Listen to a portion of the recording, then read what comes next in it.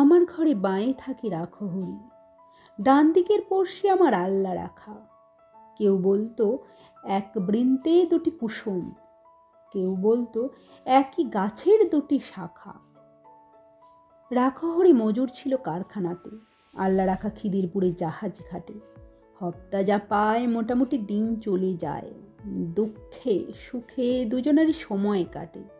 মাঝখানে যে আমি, ওহো ভুলেই গেছি, ধর্ম বা জাত কি যে আমার কেউ জানে না। রাখহরি আল্লা রাখা ভেবেই মরে, আমার নিরেট অবস্থাটা কেউ মানে না। আল্লা রাখা শুধোয়, চাচা খোদায় ডরাও। আমি বলি, খোদা তো নয়, খিদে ডরাই, তার চেয়ে বড় শত্রু তো আর নেই হে দেশে, তার বিরুদ্ধে আমার জেহাদ জানেন লড়াই। রাখহরি বলে, দাদা বাকি রাখো, কষ্ট যা পাই সবই আগের জন্ম পাপে। ইহকালে হরিনামের জব না নিলে পরকালে পুড়তে হবে মনস্তাপে। হেসে বলি, তোমার হরি মাথায় থাকুক, পাপের বোঝা দাও চাপিয়ে আমার ঘাড়ে।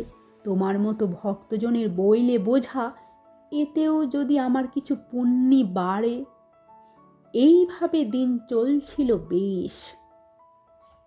হঠাৎ সেদিন হিসিসিয়ে সাপের মতো গুজব ছড়ায়, পীর সাহেবের মাজারে এক মরা শুয়োর, মরা গরুর শিং পড়েছে বামুন পাড়ায়।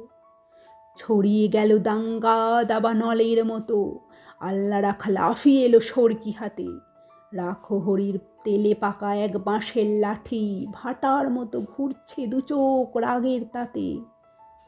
দুহাত ধরে বোঝাই ওদের, হচ্ছেটা কি, যাচিয়ে দেখো এসব খবর সত্যি কিনা। আল্লা রাখা বলল, কাফের হাট চাবি। ম্লেচ্ছ, চেঁচায় রাখহরি, আর ছবি না। রক্ত গঙ্গা বইল আমার চোখের আগে, জখম হয়ে জ্ঞান হারালাম পথের ধারে। ততক্ষণে ওরাও দুজন ভূতল শাহী, পরস্পরে সরকি এবং লাঠির মারে। কার যে কত রক্তে সেদিন ভিজল জমি, হিসেব তো নেই, দুটোই যে লাল। আর যা জানি, রাখহরি কাতরে ছিল জলের তরে, আল্লা রাখা চাইছিল এক আঁচলা পানি। বহু বছর লাগলো আমার ঘা শুকোতে, দেহেরটা নয় মনের ঘাটাই আসল দাগা।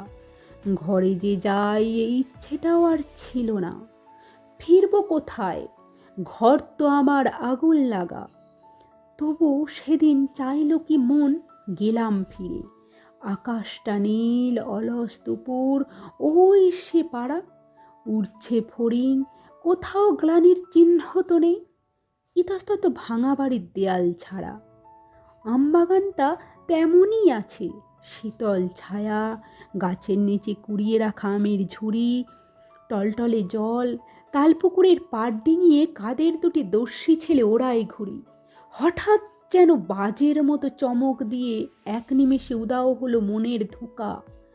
সুতো টানছে আল্লা রাখার ছেলে করিম, লাটায় গুটোয় কানাই, রাখহরির খোকা।